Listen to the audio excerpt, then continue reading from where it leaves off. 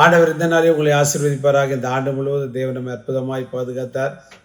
ஸ்தோத்திரம் ஸ்தோத்திரம் ஸ்தோத்திரம். வருஷத்துடைய கடைசி நாளிலே இந்த அனுதின கண்மொழி நிகழ்ச்சியின் வாயிலாக சந்திப்பில் கத்திற்குள் மகிழ்ச்சி அடைகிறேன். இந்த ஆண்டு முழுவதும் எங்களுக்காக ஜெபித்த, இந்த நிகழ்ச்சிகளை கண்டு சந்தோஷப்பட்ட, ஷேர் பண்ண, சப்ஸ்கிரைப் பண்ண அத்துணை பேர்களுக்கும் எங்களுடைய இயேசுவின் நாமத்தில் அன்பின் வாழ்த்துக்களையும் நன்றியை தெரியப்படுத்திக் கொள்கிறோம். புத்தாண்டு உங்களுக்கு ஆசீர்வாதமாக அமைய வாழ்த்துகிறோம். புத்தாண்டிலும் இந்த அனுதின கண்மொழி நிகழ்ச்சிகள் தடையில்லாமல் நடைபெற தொடர்ந்து எங்களுக்காக ஜெபத்தை தாங்கும்படி உங்களை அன்பாய் கேட்டுக்கொள்கிறேன்.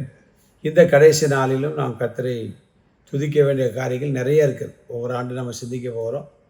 இந்த கடைசி நாளிலே ஒரு வசனத்தை நான் வாசிக்க கேட்போம். சங்கீதம் 136 சங்கீதம் 8 வசனத்தை வாசிக்க. பகலிலான சூரியனை படைத்தவரை துதியுங்கள், அவர் கிருபை என்றும். சூரியனை படைத்தவரை துதியுங்கள், அவர் கிருபை என்றும். அப்போ அதை நினச்சி துதிக்கணும். எதை நினச்சி? சூரியன் இல்லைன்னா எப்படி இருக்கும் பாருங்க. அப்போ நமக்கு பெரிய மிக மிக மிக பிரயோஜனமானதை படைக்கிறவர் நம்முடைய தேவன். அவர் தான் சூரியன் பார்க்க முடியுதா நம்மளால்? முடியலை, பார்த்தீங்களா? ஆனால் அதை படைத்தவரே அவர் தான். அவரோட வார்த்தையினால் சிருஷ்டித்தார். பவுல் கூட பார்த்தீங்க அப்படின்னா அந்த ஈரோக்கிலிதன் காற்றில் அடிபட்டு அலையும் போது அவன் விதமான ஒரு வார்த்தைகளை அவன் சொல்லுகிறதை பார்ப்போம். என்ன அப்படின்னா, நாங்கள் 14 நாளாக சூரியனையே என்ன சில பார்க்கவில்லை அப்படிங்கிறதான ஒரு வார்த்தையை அவர் அங்கே பதிக்கிறார் பாருங்க. 20ஆம் வசனம். அநேக நாளாய் சூரியனாவது நட்சத்திரங்களாவது காணப்படாமல் மிகுந்த பெருங்காற்று மழையும் அடித்துக் கொண்டிருந்தபடினால். பார்த்தீங்களா? அநேக நாள் எதை குறிப்பிடுகிறார்? அப்போஸ்தலர் 27:20. அவன் சூரியன்தான், வெளிச்சம்தான் கண்ணுக்கு என்ன செய்து குளிர்ச்சி, கண்ணுக்கு மகிழ்ச்சி வேறு.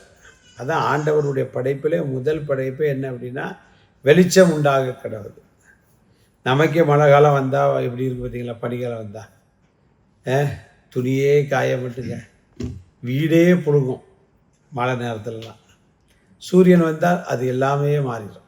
ஆண்டவருடைய படைப்பு அவ்வளோ, நம்முடைய ஆண்டவர் அதிசயம். அதை நினச்சி தோத்திரம் பண்ணும். நமக்கு தேவையானது மிக மிக அத்தனை இந்த ஆண்டு முழுவதும் தந்தாரே. அல்லேலூயா, சோத்திரம். அதனால் உங்களுடைய வாழ்க்கையில் நல்லா நினச்சி இந்த கடைசி நாளில் முடிஞ்ச அளவு கர்த்தரை துதிங்க. தோத்திரம் பண்ணிக்கிட்டே நம்ம புத்தாண்டுக்குள் போவோம். 25 முடித்து 26க்குள்ளே போகிறோம். அவரோடு அவரை தோத்திரம் பண்ணிக்கிட்டே போயிடணும். இந்த 25 தோத்திரம் பண்ணிக்கிட்டு தான் வந்தோம். அதை தோத்திரத்தோடு முடித்து புதிய ஆண்டுக்குள் போகணும். அது நமக்கு மிகுந்த ஆசீர்வாதம். தோத்திரம் பண்ணிக்கிட்டே. சூரியன் சும்மாவாக படைச்சார் பாருங்க, எவ்வளவு அற்புதமான தேவன். 19ஆம் சங்கீதத்தில் வாசிக்க கேட்போம். 19ஆம் சங்கீதம் 4ஆம் வசனத்துடைய கடைசி பகுதியும் 5ஆம் வசனம். அவைகளில் சூரியனுக்கு ஒரு கூடாரத்தை ஸ்தாபித்தார். ஒரு கூடாரத்தை பாருங்க, அதுக்கு ஒரு கூடாரம் ஸ்தாபிச்சிருக்கிறார். அது தன் மணவரையிலிருந்து புறப்படுகிற மணவாளனை போல இருந்து பராக்கிரமசாலியை போல் தன் பாதையில் ஓட மகிழ்ச்சியா இருக்கிறது. பாருங்க, அதுக்கு சந்தோஷத்தையும் கொடுக்குறாரு. அதுக்கு ஒரு மணவரை வச்சிருக்கிறாரு, அதுக்கு ஒரு பாதுகாப்பான இடம் வச்சிருக்கிறாரு. அது போகிறது எப்படி போதான்? கல்யாண திருமணமாகக்கூடிய மணவாளனை போல போகிறது. அதனால் இந்த ஆண்டு முழுவதும் நம்மளை எப்படி கொண்டு வந்தார் பாருங்கள். பிரயோஜனமானவில்லை தந்து நம்மை ஆசீர்வதித்து போஷித்து உடுத்துவித்து காப்பாற்றினார். அல்லேலூயா. அதெல்லாம் நினைத்து துதிங்கள், மறந்துடாங்க. ஒரு டீ வாங்கி கொடுத்தா கூட நம்ம என்ன செய்கிறோம்? மற்றவங்க எத்தனை தேங்க்ஸ் சொல்கிறோம். ஆண்டவர் ஒவ்வொரு நாளும் நமக்கு தேவையானதை தந்து படைத்து போஷித்து உடுத்தி வித்து காப்பாற்றினார். நிச்சயமாய் வருகிற புத்தாண்டிலும் உங்களை நிச்சயமாய் ஆசீர்வதிப்பார். இயேசுவின் நாமத்தில் மீண்டுமாய் வாழ்த்துகிறேன்.